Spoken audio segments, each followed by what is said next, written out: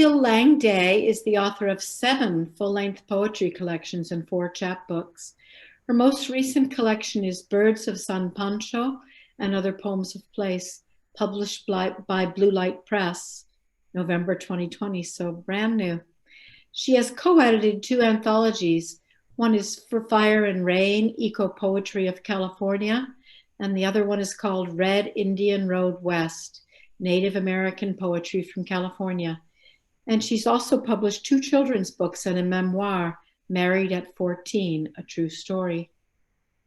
Lucille's many honors include the Blue Light Poetry Prize, 2 Penn, Oakland Josephine Miles Literary Awards, the Joseph Henry Jackson Award, and 10 Pushcart Prize nominations. She is the founder and publisher of Scarlet Tanager Books. Visit her at lucillelangday.com. And our second reader tonight is Ruth Nolan. Ruth writes about the California desert's culture and wildfire.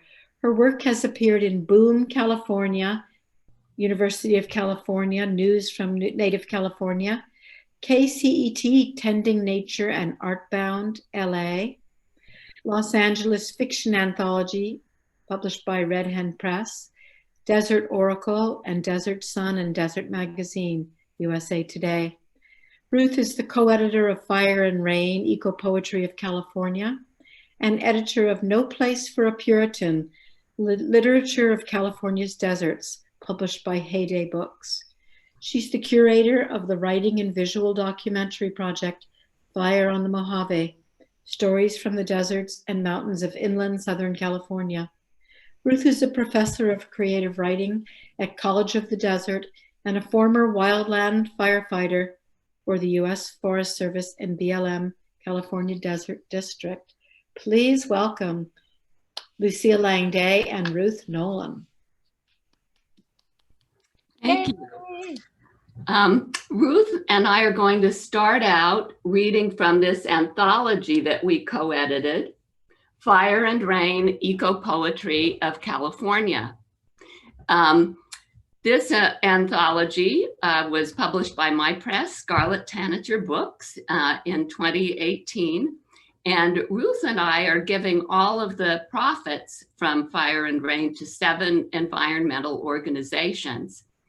And I was trained as a biologist before I became a poet, so matters of biology have always been central to my poetry. And in this book, Fire and Rain, it's an anthology of poems about California ecosystems. So there are sections corresponding to bioregions.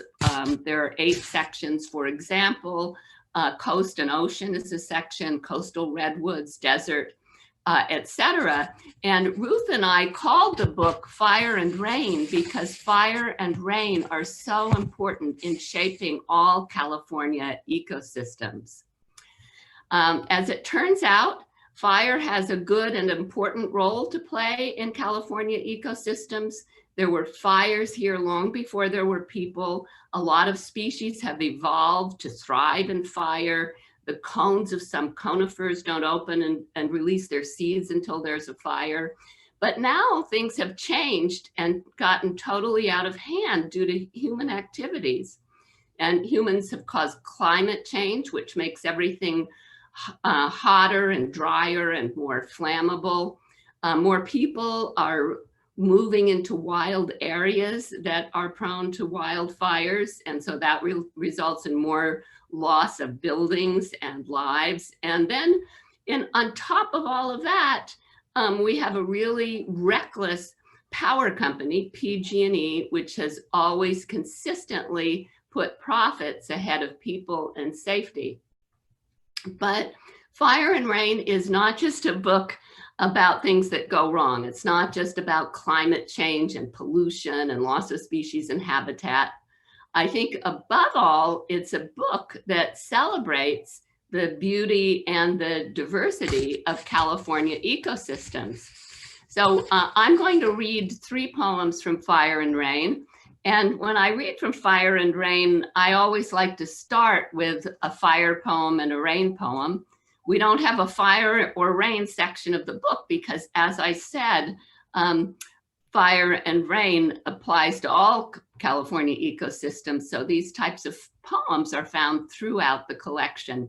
And the first poem I'll read is called Redwood Grove After Fire. It's by Mendocino poet Maureen Epstein. Crunch of black fragments underfoot, faint whiff of char, earth beside the trail fresh broken, where a burned tree fell, as they sometimes do, years later. Cave walls of the hollow giants gleam with fresh scorch. Ferns have returned to the flat, though sparser now. More logs among them fallen.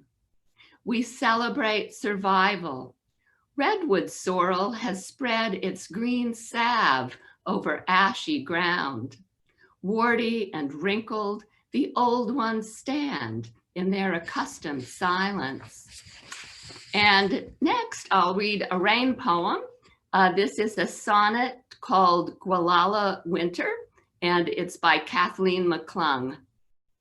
Keep dreaming of gray deer asleep in woods, as sheets of rain claim every living thing, tailor bees, bracelet cones, chipmunks, hawk broods, high up in nests that sway but last, each wing, leaf, stem of fern, soaked through, wet to the core.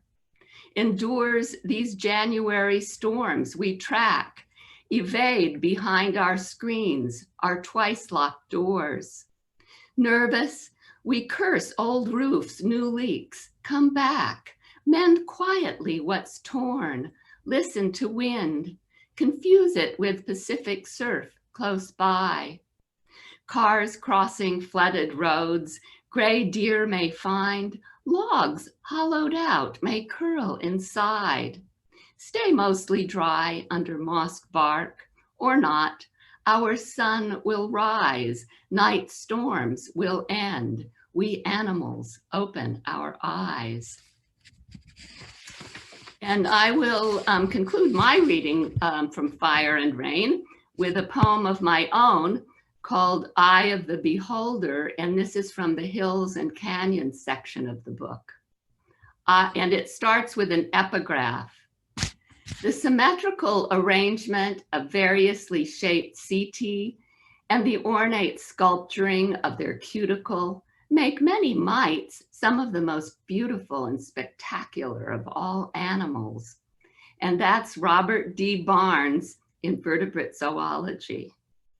Scarlet pimpernels nod by a trail on Mount Diablo, flat stars glowing close to earth.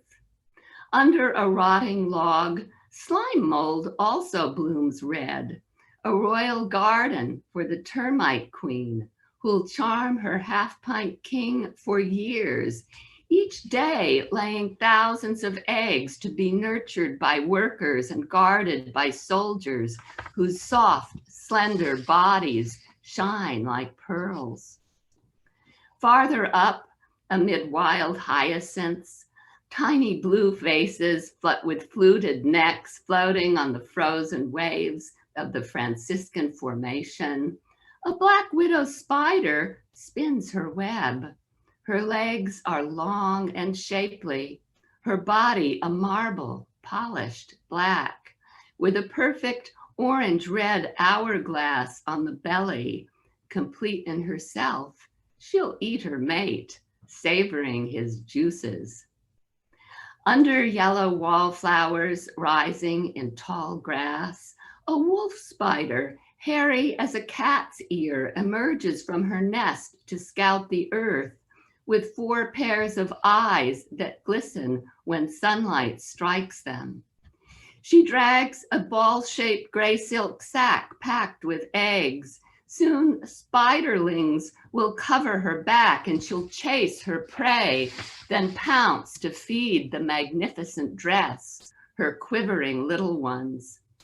Climbing past poison oak and muir pines, I emanate butyric acid.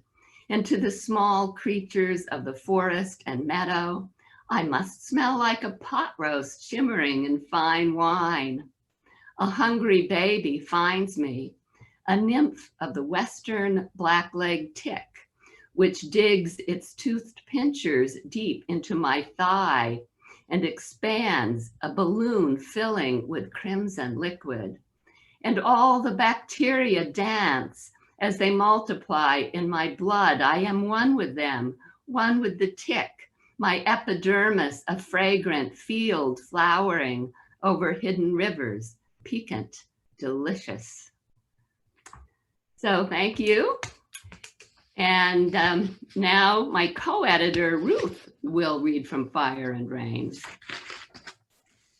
Hi, everybody. Thank you for having me. Lucy, that was beautiful. I'm going to throw in a poem of mine that is actually from my No Place for a Puritan book, which you can get from Heyday if you're interested in reading about the California desert. That's kind of my thing. Speaking on this election eve against, in a metaphoric way, against toxic masculinity, which has been out of control in our country. We all might, many of us might know what I'm saying. And this is called Mirage. My 10-year-old daughter is feeling brave. We go rock hunting today, exploring far beyond the last dirt road. Just she and I, no husband or dad. We see the sand dunes, Kelso Dunes, East Mojave, from miles away. Some hallucinogenic scene in the Sahara, camel humps rising from the flat desert floor. My daughter wants to climb them, but there's no way to guess how far away they are, no sure measure to tell how tall. I tell her it's not safe to hike mountains, so unstable, hills that shift in the wind. Our boots would fill with sand, and we'd sink like thirsty prospectors, come to find buried treasure, lured by promises of silver, the hollow chant of a rattlesnake's charms. So thank you. Very honored and excited to have been invited by Lucy to be her co-editor for Fire and Rain. And I think Lucy would agree with me in saying that since we began working on the book, you know, some years ago, the whole idea of what this book means in terms of the eco poetry of California has really taken on a lot of urgency and resonance. And I would say that the echo poems in this book celebrate and love all of the amazing ecosystems of California, but also kind of convey a sense of how quickly they are vanishing. We must fight for them. And sadly, this is becoming more and more true even here in the California desert. And so the poems I have included in the anthology and a lot of the work I'm doing now addresses this. A lot of people don't know about the corruption of the renewable energy industry, which is pitched as being a really good thing, go green. But on the other hand, it's just as corrupt as PG&E because the way that it's going down in the deserts is really reckless. Clear blading forests of pristine Joshua tree habitat and running over Native American sacred sites and disregarding input from people like me saying, there's a better way to do this. And there are places in the desert that are already impacted by people, and these would be better places to site the solar. So I feel very passionate to speak to that in my own writing. I'm gonna read a few poems of mine from the book, and I'm sorry if I misunderstood Lucy. So I'm just gonna read. The first one is called Ghost Flower, Mohavia contriflora. And this is for Mary Beale, who was a botanist in the mid-20th century, a woman who went out into the desert on her own. Can you imagine, in the mid-20th century? And she discovered and named and recorded a lot of botanic species in the Mojave Desert, which to this day still remains the one part of California that a lot of species have not been named or found. So if you look at a botanic chart in California, a botanist friend of mine told me, All of the other parts of California have tons of little dots, and the Mojave Desert is still almost entirely open. So there's a lot left to be discovered here. And Mary Beale definitely was a heroine for all times. Shivering by day and glowing at night, blooming only in March and April, this flower marked by splotches of red in its white heart, attracting lovers through mimicry, not producing nectar, named by a botanist who worked alone in the deep Mojave to render it bold. This small flower speaks with a lisp on the rocky lips of forsaken canyons, flourishing where no woman should go, forever hard to find unless you tiptoe by. And my other poem from Fire and Rain will be a poem I've written about my experiences fighting fires back in the day. And one of the things that really has struck me, especially as I've gotten older, you know, when I was doing the work, I didn't think about it, but how many of the terms of firefighting are domestic terms? And I'm like, that's kind of weird, because this has always been associated with being manly work. And so I got out there and it seemed like I was doing domestic chores. And this poem speaks to that a little bit. Mopping up.